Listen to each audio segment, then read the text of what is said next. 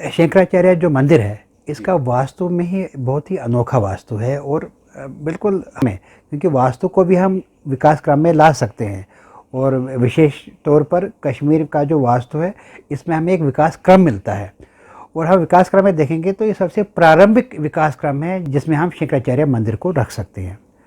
अब वो किस आधार पर रख सकते हैं, उसके 2-3 मुख्य आधार हैं जिस पर हम ये कह सकते हैं कि ये जो वास्तु का जो एक निर्माण है उस निर्माण क्रम में सबसे पहले क्रम में ये आएगा। उसके बाद हम देखते हैं विकास और होता गया और वृहद रूप जो है देवालयों ने लिया, मंदिरों ने लिया, तो उसमें हम देखते हैं। तो यहाँ मुख्यतः हम ये देखते हैं कि हमारे जब हम इसमें द्वार में देखते हैं तो द्वार के ऊपर जो है एक जो है हॉर्सशू शेप्ड इसका एंट्रेंस है, हॉर्सशू शेप्ड।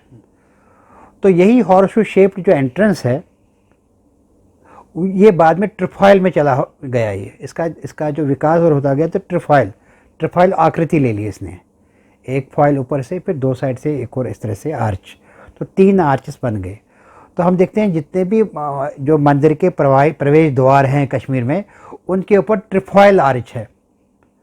तो अभी ट्रिफॉइल आर्च जब क्रम में आएंगे, हम इसके निर्माण में आएंगे, तो इसका जो पहला क्रम होगा वो होगा एक हॉर्सशू जो एक आर्च है, उससे फिर 2 आर्च का निर्माण हुआ, तो फिर वो विकास क्रम में वो ट्रिफॉइल ने शेप ले लिया इसमें। तो एक तो पहला ये कारण है। दूसरा हम ये देखते हैं कि इसमें हम छोटे छोटे पत्थरों का जो है प्रयोग में लाए गए इसके निर्माण में, जबकि जो बाकी जो हमें मंदिर हैं प्रस्तर के मंदिर हैं वहाँ तो बड़ी बड़ी शिलाओं का निर्माण हुआ है। उसका मुख्यतः ये कारण रहा होगा कि ये बहुत ऊंचाई पर इन प्रस्तरों को लेना था।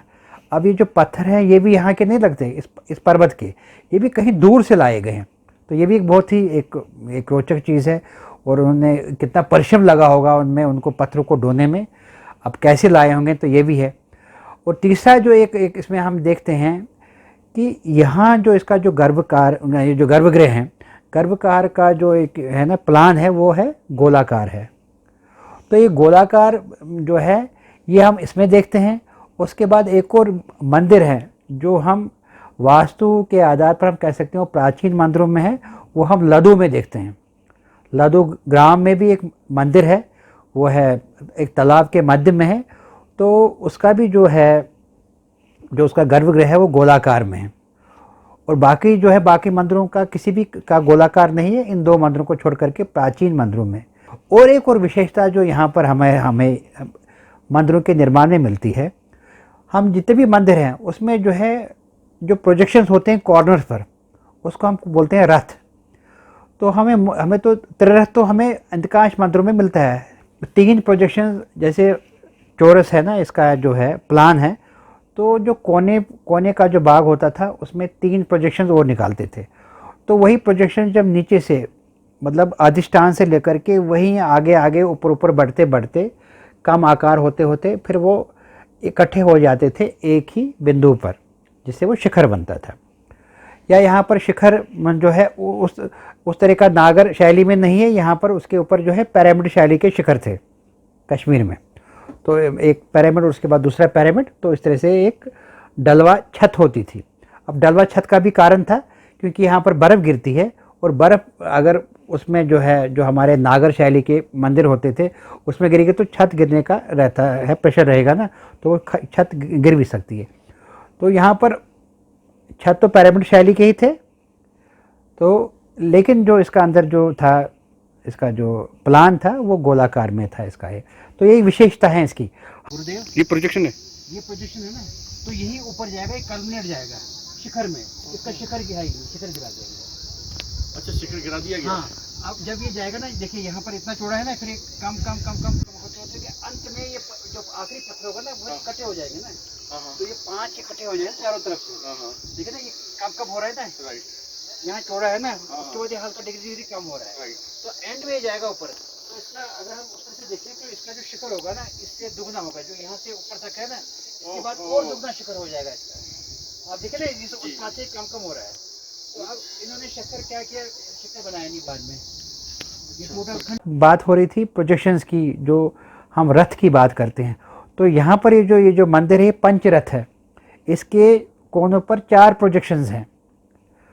और बाकी जो मंदिर निर्माण हुए हैं कश्मीर में उसमें तो 3 ही रथ हैं कोनों पर। तो ये भी एक विशेष एक तरीक़ा सा इसका वास्तु का इसका जो निर्माण हुआ है यहाँ पर। और इसके निर्माण से संबंधित बहुत सारी बातें हैं। अब इसमें क्या है कि एक तो ये बहुत ही ऊंचाई पर है ये। अब इस पर ऊंचाई जाने के लिए तो आजकल एक सड़क बना दी गई है, 70 के दशक में एक रोड बनाई गई, क्योंकि यहाँ पर इन्होंने एक टीवी का एक रिलेइंग स्टेशन बना दिया। तो उसके लिए तो एक सड़क जानी थी, तो वहाँ से ना वो रिलेइंग होता था, वहाँ से ब्रॉडकास्ट होता था ना, ये जो प्रसारण होते थे दूरदर्शन के। तो इसका जो पारंपरिक जो रूट था वो दुर्गानाग से जाता था। दुर्गानाग से अभी भी एक रास्ता है, कच्चा पक्का रास्ता है जो शंकराचार्य को जाता है, जो शंकराचार्य मंदिर को पारंपरिक रास्ता है। दुर्गानाग जो है वो भी इस शंकराचार्य पर्वत की तलहटी में एक पवित्र कुंड है, पानी का स्रोत है जहाँ से पानी निकलता है, और वहाँ पर दुर्गा का मंदिर स्थापित है। तो यहाँ से भी एक रास्ता था है। और किंवदंती के अनुसार ये भी है कि यहाँ जो ये पत्थर थे जो दुर्गानाग से ऊपर तक, तो कहीं उल्लेख आता है, शुरायार का भी उल्लेख आता है कि शुरायार से जो है एक सीढ़ी थी, पत्थर की सीढ़ी थी जो ऊपर मंदिर तक जाती थी, शंकराचार्य मंदिर तक। तो उन पत्थरों को लेकर के नूरजहां ने पत्थर मस्जिद का निर्माण करवाया। ये भी यहाँ की लोक गाथाओं में आता है, क्योंकि हम ये भी देखते हैं कि जो पत्थर मस्जिद कश्मीर में है वहाँ नमाज नहीं पढ़ी जाती। उसके और भी कई कारण दिए गए हैं। तो अब ये भी एक कारण है कि ये जो है ये पत्थर इसमें सीढ़ी में लगे थे, तो उससे निर्माण किया गया है। तो अब इस पर मैं ज़्यादा कुछ कह नहीं सकता, तो लेकिन यहाँ की किंवदंती में इस तरह की बातें हैं। जब हम इसके इतिहास में जाते हैं तो इसका उल्लेख गोपादरी नाम से है। गोपादरी में उल्लेख आता है इसमें, इस जगह का। तो उल्लेख ये भी आता है कि यहाँ पर जो है राजा गोपादित्य ने बहुत सारे मंदिर, देवालयों और विहार का निर्माण कराया।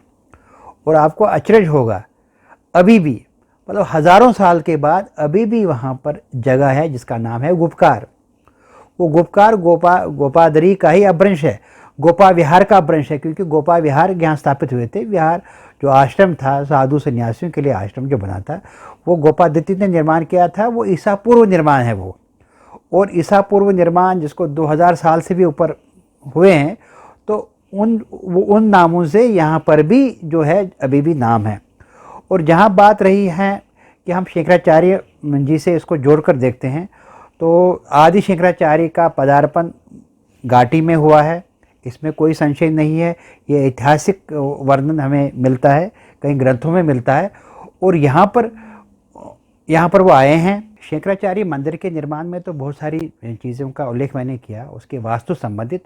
तो आप देखते हैं कि जो गर्भगृह तक जाने के लिए भी एक सीढ़ी है, नीचे से सीढ़ी जाती है। फिर गर्भगृह के चारों तरफ एक प्रदक्षिणा भी लगा सकते हैं, और प्रदक्षिणा के जो चारों तरफ वहाँ छोटे छोटे कोष्ठ बने हैं। तो अब आप देखिए कि जब हम निर्माण की बात करते हैं कश्मीर में, उसका जो फिर जो है उसका स्वरूप जब और बढ़ता गया, तो फिर वही कोष्ठ बड़े बड़े होते गए। जैसे हम मार्टन में देखते हैं, अवंतीपुर में देखते हैं, या बुनियार में देखते हैं, तो यहाँ पर छोटे छोटे कोष्ठ हैं परिक्रमा के, उसमें चारों तरफ जो हैं गर्भगृह के। जब हम बात कर रहे थे कि ये बहुत ही महत्वपूर्ण है कि ये पहली इसमें क्रम में आता है, विकास क्रम में, मंदिर निर्माण और मंदिर के इसमें वास्तु के क्रम में। तो यहाँ पर जो अंदर जो है गोलाकार है और मध्य में शिवलिंग है। ये शिवलिंग जो है ये डोगरा काल में जो है यहाँ स्थापित किया गया। यहाँ पर शिवलिंग रहा होगा, वो कहाँ गया इसका कहीं कोई उल्लेख नहीं है। और ये भी आक्रांताओं के हाथों से नहीं बच सका ये मंदिर भी। इसकी छत ढह दी गई, और अभी जो छत है वो छत तो खाली छत है, इसका शिखर नहीं है। ये देखिए, इस मंदिर का शिखर नहीं है। इसका मंदिर का अगर शिखर रहा होगा तो वो जितनी ऊंचाई अभी भी है उससे दुगना उसका शिखर रहा होगा। आप देखिए उसका अनुपात देखिए कि जितना अभी ये जो मंदिर है उससे दुगना इसका शिखर रहा होगा। तो अभी जो सीलिंग है इसकी, वो 4 खंभों पर टिकाई गई है, शिखर तो है ही नहीं। तो छत तो हम कह नहीं सकते, छत क्या कहें, सीलिंग है, बस ऊपर पत्थर रखे गए हैं, बस इतना सा ही किया गया है। और ये सारा कार्य भी जो है डोगरा शासन काल में हुआ। उससे पहले तो जब यहाँ पर विग्रह में कुछ था ही नहीं, तो पूजा अर्चना कैसे होती, तो ये भी है। और जब हम शंकराचार्य के आदि शंकराचार्य के आगमन की बात करते हैं, उसके नाम से ये पर्वत है, तो ये बड़ा उल्लेखनीय है कि यहाँ पर इसी मंदिर के साथ एक एक एक और कक्ष है। मंदिर के नीचे ही एक कक्ष है, बड़ा सुंदर कक्ष है और बहुत बड़ी बड़ी शिलाओं से बनाया गया है वो। और ये शिलाएं जो हैं, वो शिलाएं जो है 6वीं 7वीं शताब्दी की लगती है। ये जो मंदिर है, मंदिर तो ये जो है ईसा पूर्व का निर्माण है। उसके बाद इसमें और भी जो इसमें जो है जो कार्य हुआ होगा, तो उसका हम कहते हैं कि 5वीं 6वीं शताब्दी का हुआ होगा।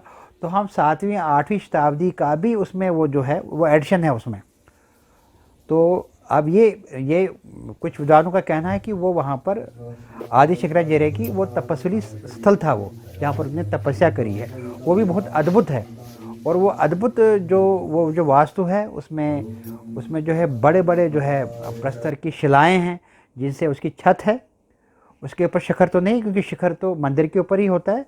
तो यहाँ पर एक तरह से ये साधना स्थल था। ये भी आजकल जो है दर्शकों के लिए खुला है, दर्शक यहाँ पर देख सकते हैं। बहुत बड़ा कक्ष है जहाँ पर वहाँ पर आदि शंकराचार्य की का चित्र भी है, और वहाँ पर जो है वहाँ पर भी पूजा की जाती है। और वास्तु के आधार पर खंभे हैं उसमें, जिन खंभों के ऊपर जो बड़ी बड़ी शिलाएँ टिकी हुई हैं, ये भी एक अद्भुत है। तो यहाँ पर हमने जो है इसके वास्तु की बात की, इसके निर्माण की बात की। इसका जो निर्माण है, गोपादित्य जो थे, राजा गोपादित्य थे कश्मीर के, ईसा पूर्व में थे वो, उनके साथ भी उसको जोड़कर देखा गया है। और ये जो शंकराचार्य का मंदिर है, ये कई सदियों से जो है तीर्थ यात्री तो यहाँ आते ही रहे हैं, लेकिन ये पर्यटकों को भी आकर्षित करता रहा है। ये जो शंकराचार्य का मंदिर है, एक तो इतनी ऊंचाई पर, जब यहाँ पर कोई जाने आने के साधन नहीं थे, तो किस तरह से यहाँ से शिलाएं लाई गई यहाँ पर और इस मंदिर का निर्माण किया गया।